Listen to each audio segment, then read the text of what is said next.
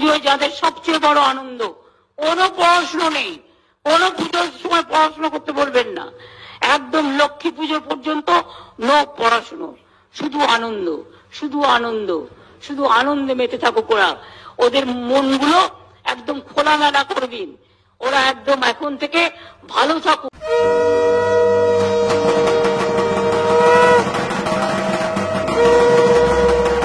15 তারিখ কার্নিভেল হবে, কারণ 16 তারিখ লক্ষ্মী পুজো। আর জেলায় জেলায় যেমন কার্নিভেল হবে এবং বিসর্জন শুরু হবে, আপনারা তো জানেন 12 তারিখ দশমী, 13, 14 আপনাদের হাতে থাকছে, এগুলো তো বিসর্জন হবে।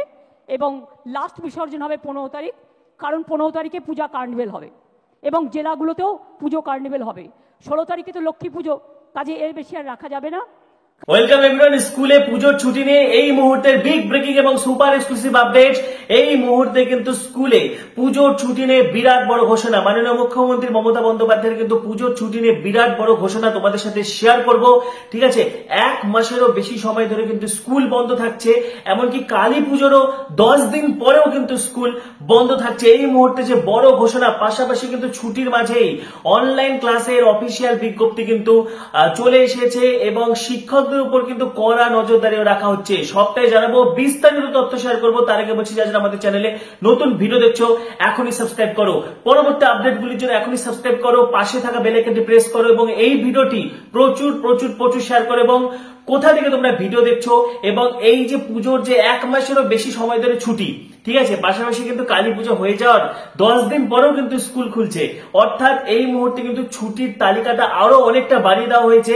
তো তোমরা কতটা হ্যাপি হয়েছো বা তোমাদের প্রতিক্রিয়া কি, এই ব্যাপারে অবশ্যই জানাবে। ঠিক আছে, পাশাপাশি এই ভিডিওটি প্রচুর শেয়ার করে দাও তোমাদের বন্ধু বান্ধবীদের মাঝে। তো প্রথমে আমি যেটা আপডেট দিচ্ছি, দেখো স্কুলে কিন্তু যে পুজোর ছুটি, ঠিক আছে, পুজোর ছুটি নিয়ে কিন্তু মাননীয় মুখ্যমন্ত্রী মমতা বন্দ্যোপাধ্যায় পরিষ্কার জানিয়ে দিয়েছে যে আশা করি এতেই আপনাদের চলবে।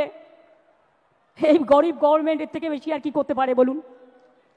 এবং আপনাদের বিদ্যুতের এটা অনেক কমিয়ে দেওয়া হয়েছে, ফায়ার লাইসেন্স টোটাল মুকুব করে দেওয়া হয়েছে। বাদবাকিটা আপনারা ম্যানেজ করে নিতে পারবেন, কারণ এখন যেভাবে পুজো করছেন আপনারা, আপনাদের কারো কাছে চাইতে হয় না, লোকই এসে আপনাদের দিয়ে যায় যারা স্পন্সরশিপ করে। সুতরাং আপনাদের সকলের মঙ্গল কামনা করে আমি বলবো, যা দিতে পারলাম এটাই তো সব নয়, আপনাদের নিজেদেরও অনেক কিছু আছে, সব কিছু নিয়ে মিলিয়ে মিশিয়ে করবেন।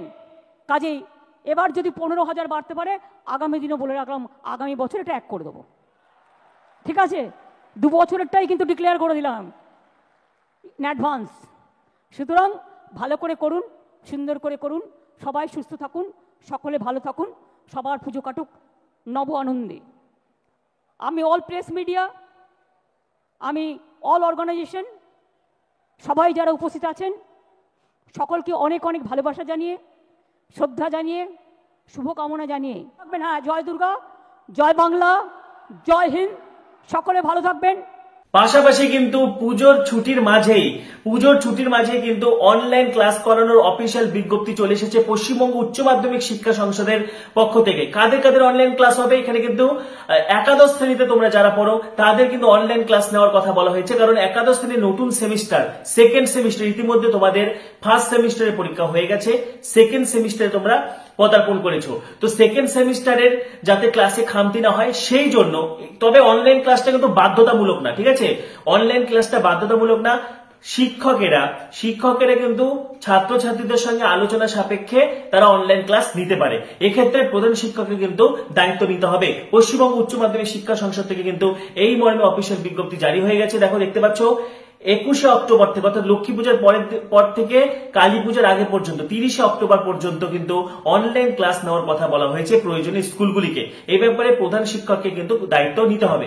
পাশাপাশি এই মুহূর্তে কিন্তু শিক্ষকদের উপর বাড়তি কড়া নজরদারি রাখা হচ্ছে, কারণ ইতিমধ্যে গরমের ছুটি, পাশাপাশি বন্যা এবং পুজোর কারণে স্কুল বন্ধ থাকছে। তো সিলেবাস শেষ করাটা কিন্তু একটা বড়সড় চ্যালেঞ্জ, এবং সিলেবাস শেষ করার জন্য পাশাপাশি শিক্ষকরা যাতে পড়াশোনার ছেড়ে অন্য কোনো কাজে সময় নষ্ট না করে, সেই জন্য কিন্তু শিক্ষকদের উপর কড়া নজরদারি চালানোর কথা বলা হয়েছে। ঠিক আছে, পাশাপাশি এই ব্যাপারে শিক্ষক সংগঠন যেটা জানাচ্ছে যে প্রধান শিক্ষকের পক্ষে কিন্তু এরকম নজরদারি চালানো সম্ভব নয়। এই ব্যাপারে কিন্তু শিক্ষা দপ্তরকে ভূমিকা পালন করতে হবে, কারণ প্রধান শিক্ষক যদি এরকম নজরদারি চালায়, সেক্ষেত্রে কিন্তু একটা সুস্থ স্বাভাবিক যে একটা সম্পর্ক সেটা কিন্তু বিঘ্নিত হতে পারে। ঠিক আছে, সব মিলিয়ে কিন্তু তোমাদের ছুটি অনেকটাই বেড়ে যাচ্ছে। যেমন ধরো তোমরা তো পুজোর ছুটি ইতিমধ্যেই পেয়ে যাচ্ছ, মানে আজ কাল থেকেই ধরো বন্ধ।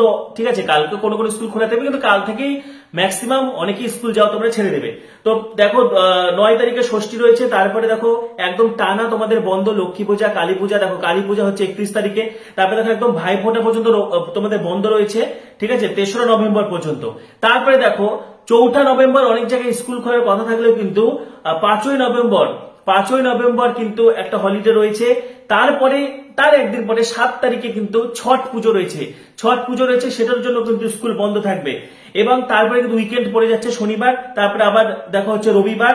ঠিক আছে, অর্থাৎ সব মিলিয়ে যদি দেখা যায় 11ই নভেম্বরের আগে কিন্তু কোনোভাবেই ঠিকঠাক ভাবে স্কুল হওয়া সম্ভব নয়। অর্থাৎ টানা 11ই নভেম্বর পর্যন্ত কিন্তু তোমরা একটা ছুটি পাচ্ছ, বা 10ই নভেম্বর পর্যন্ত কিন্তু তোমাদের স্কুল বন্ধ থাকবেই, এটা কিন্তু বলাই যায়।